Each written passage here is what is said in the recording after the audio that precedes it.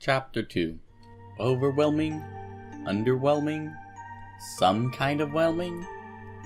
Wendy couldn't place her finger on it, but it was definitely there. She just sat on the porch to watch the social workers leave. Mostly because it was custom to assure any suits were off the premise completely. Her keeping an eye on them didn't seem to raise any suspicions. Or, if it did, there wasn't any indication of such. Once the car disappeared down the path, she shifted her bag a bit over her shoulder and zipped up her coat. The wind's chilly bite was a clear sign she ought to head home before it got dark. "Wendy!" She'd barely made it a step off the porch before the front door swung open and hit the wall with a resounding thud. Wendy resisted the urge to snap that she'd patched that spot 3 times already. "What?" She shoved cold hands into her pocket as Dan's figure moved into her peripheral vision. She idly wondered how he managed to move about so quickly in a suit. Judging from a flash of color behind the black and white, he was carrying something as well. "Look, kid, I'm sorry."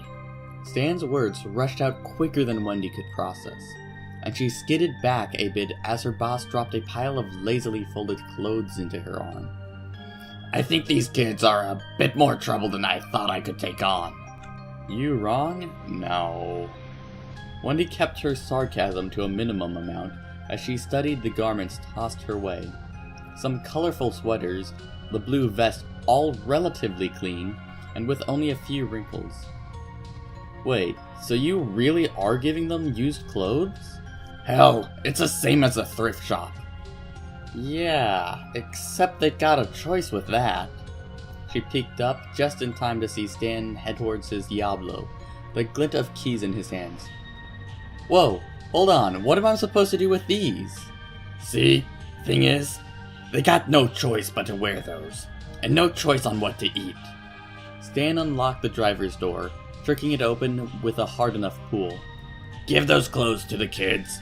I gotta make a food run." Why wait until now? And why do I gotta do it?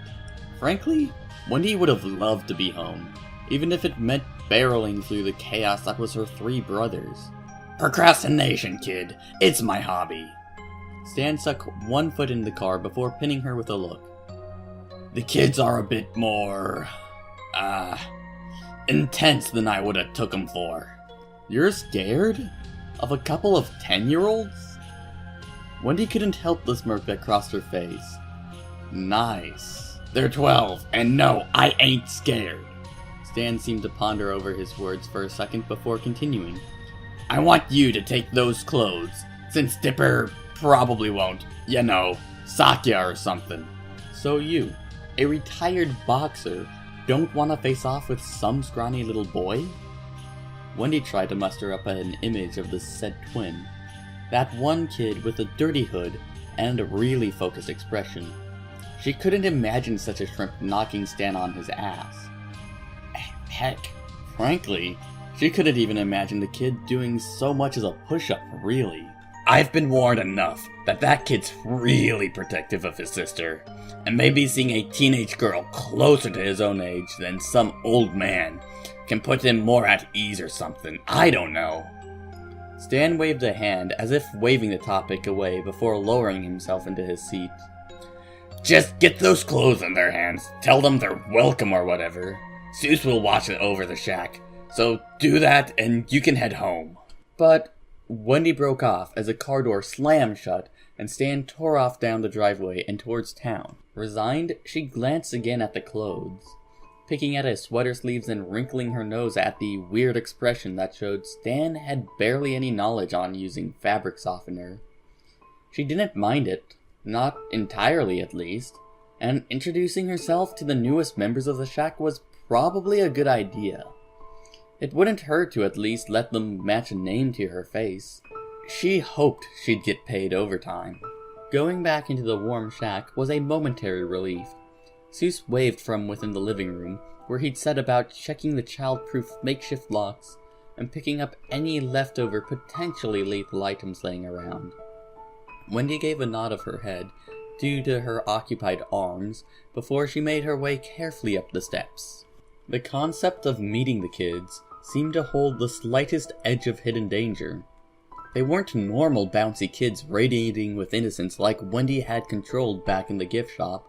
These kids, from what she saw, were hardened and withdrawn. She'd seen their outfits, the way they seemed to steer clear of huge patches of dirt, as if their shoes barely carried out their purpose. Even the limp bright yellow sweater within the pile would be more appealing than the dusty garments the kids called their hoodies. Wendy approached a closed door to the attic. The wood washed over with dim light from the covered window. She shot it a quick look, wondering if Seuss had fixed it yet, before she reached up and knocked with as much friendliness as she could pour into a jester. There was a heavy silence that stretched on too long. Worrying just a bit that maybe the kids had somehow made a break for it, Wendy knocked harder, the noise ringing out into the top floor. She sucked in a breath, keeping her voice light as if appealing to a customer for the sake of her job. "Hey, anyone in there?" There wasn't an immediate answer. Something creaked within the room, and then she heard the soft, careful footsteps of socked feet across the floorboards. Wendy waited, as the doorknob turned and the door slowly creaked open. It was a boy. Wendy looked down at him, his ruffled brown hair sticking up like he'd just dragged himself out of bed. But he still barely reached her chest. He was smaller up close, and there was a panicked edge in his eyes as he turned up to her with what looked like a forced neutral expression. He lacked the dirty hoodie, wearing an equally dirty shirt that somewhat resembled the color red. It looked 2 sizes too big on him. "Delivery," Wendy announced, holding up the clothes. The boy warily eyed them, leaning against the door and pressing his cheek against his hand. What she took as a considerate silence, she recognized as quiet judgment. He looked her up and down before reaching up trembling hands for the clothes. "Here, Stan got you new," Wendy cut off, noticing his overly bandaged fingers and sudden emotionless gaze. Unperturbed, the boy accepted the clothes and carefully hefted the pile before turning into the room. It was dark within, the space barely illuminated by the receding light as dusk fell. She wondered how he wasn't scared of the dark. "Hey!" The kid looked up startled. His legs went rigid and he stared at her with a look of mild terror. Regardless, Wendy folded her arms and leaned against the doorway in a picture of nonchalance. "What's your name again?" The boy's nose wrinkled, eyes growing wide, and he seemed to force his face to maintain composure, as if the simple act of frowning would warrant punishment. He swallowed hard before tentatively answering, It's Dipper."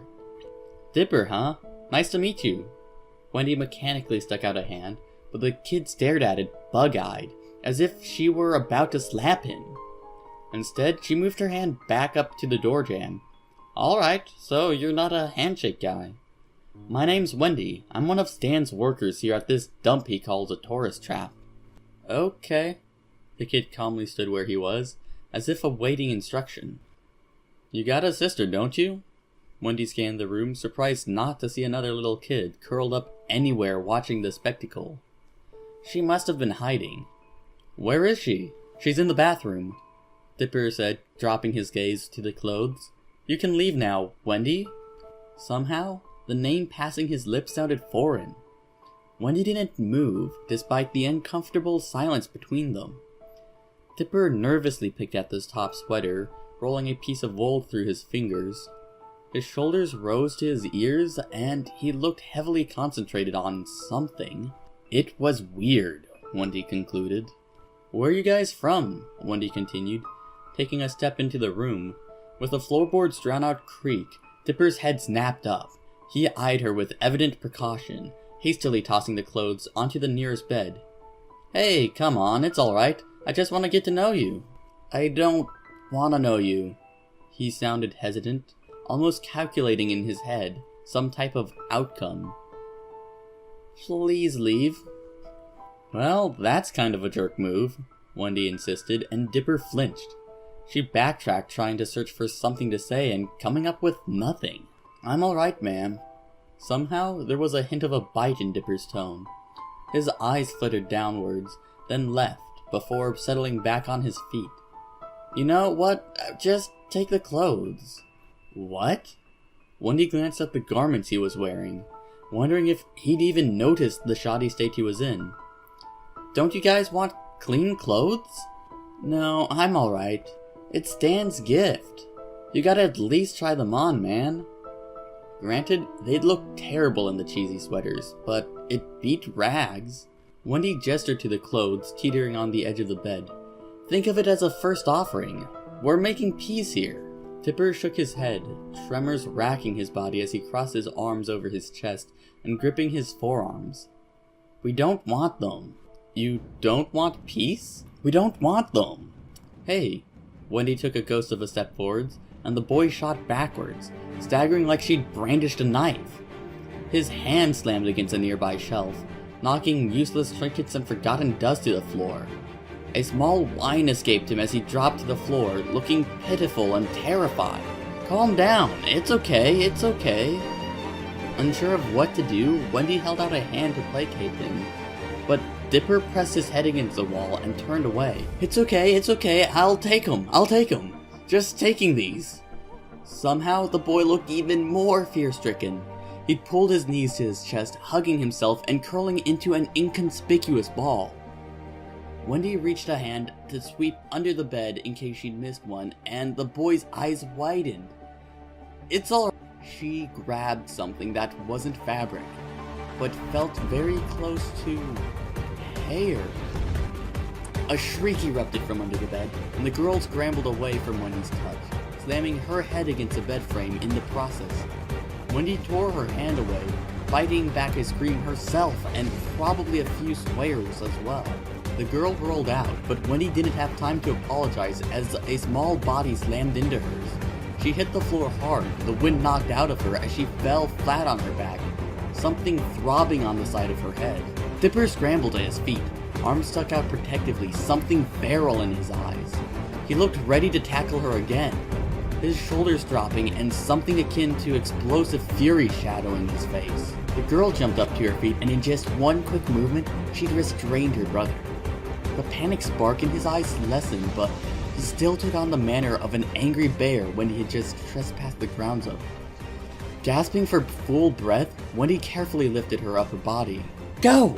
The girl bellowed, hugging her brother tight as he bucked his head. Somehow the vision of her struggling was enough to communicate that the kid was stronger than he looked. Please, just go, Wendy! Again, the name sounded stale, but Wendy didn't want to argue. She painfully got to her feet, Dipper's eyes still on her as she stumbled out of the room. She slammed the door behind her, staggering forwards through the muted light of the covered windows before she draped herself against the banister to catch her breath. The pain exploded within her chest as she tried to level her breathing, and no matter how many times she got the wind knocked out of her, every single time, it sucked. Dipper was surprisingly strong for his state. She could feel the impact on her ribs. After taking quite a few deep breaths, she mentally cursed herself out. She was treading on thin ice.